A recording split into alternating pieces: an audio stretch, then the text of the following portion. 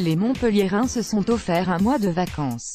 Ils n'avaient besoin que d'une simple victoire pour assurer leur ticket pour les demi-finales et ils ont appliqué le tarif maison à une section paloise joueuse mais qui n'a pas pu suivre sur la durée, 45-13.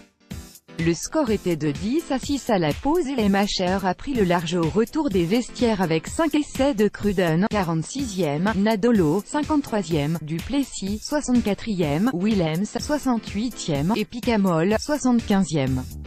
Il terminera quoi qu'il arrive premier de la phase aller et se rendra sans pression à Lyon lors de la dernière journée. François Stein, Montpellier Hérault Rugby, Icône Sport Sipo avait affiché le même visage que ce samedi soir en demi-finale de Challenge Cup à Cardiff et lors de la dernière journée de championnat contre Agen, sa fin de saison serait sans doute bien plus excitante.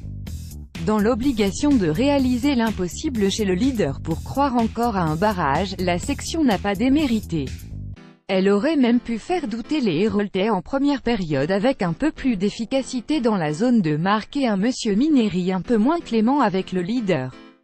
Mais le rouleau compresseur a fini par se réveiller et broyer les velléités béarnaises, après avoir affiché une solidité défensive impressionnante. Carton plein pour Montpellier à l'Altrad Stadium. C'est bien sur la durée que le MHR a construit sa victoire bonifiée. Patient, sûr de sa force et de son potentiel de destruction, il a attendu que les corps adverses soient suffisamment mâchés pour placer les stockades. Cruden a montré la voie aux siens en marquant après avoir passé une belle feinte de corps, 46e. Un essai contesté par les Palois, qui ont réclamé en vain un écran sur Taylor et qui a précipité la chute de la section.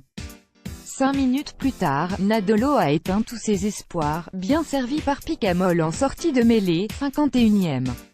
Namani Nadolo, Montpellier Hérault Rugby, Eurosport comprenant qu'il ne ramènerait rien de l'Altrad Stadium, les hommes de Simon Manick sont logiquement baissés en intensité, notamment en défense, ce qui explique l'ampleur du score final.